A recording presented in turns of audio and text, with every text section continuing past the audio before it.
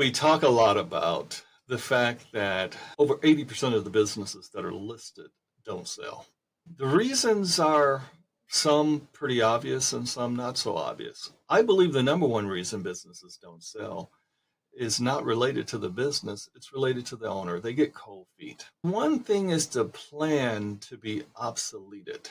Another thing is to be obsoleted. In exit planning, there are literally four legs that we work on: the attractiveness of the business, the readiness of the business. That's how easy is it to transfer. The personal financial wealth of the owner, achieving that end number.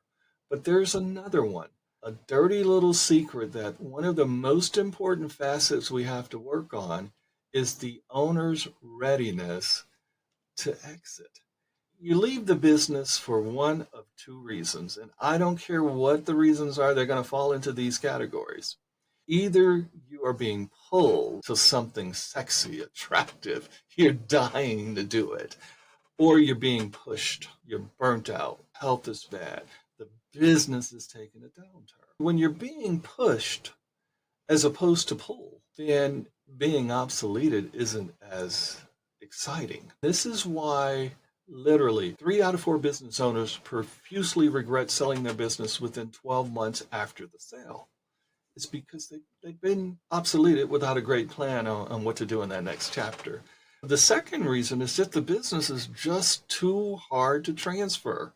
I look at your business and I want to know one thing: how easy is it for me to replicate what you've done? Because every reason I'm buying the business is to multiply it.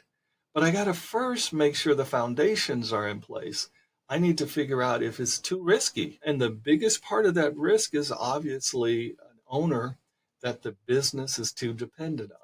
When that owner's the MVP of sales, it gives me pause. The third reason is, as you might expect, there's just something in the due diligence processes that forces that buyer to say, don't want to do it. This is one of the reasons why we always try to get our clients, at least the 2 years before exiting, to have their financials reviewed by a CPA, not necessarily audited, but at least reviewed. The fourth one, it's part of the due diligence, is that as a buyer, you just figure out this business isn't scalable.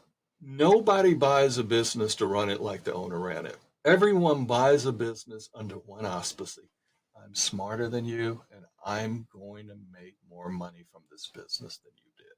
Otherwise, I wouldn't buy it. I don't buy a business to sit around and say, I'm fat, dumb, and happy the way it is. I buy it to blow it up, to grow it. And if it's not scalable, and you'll find that there are some businesses that are just not scalable. You can't grow them anymore.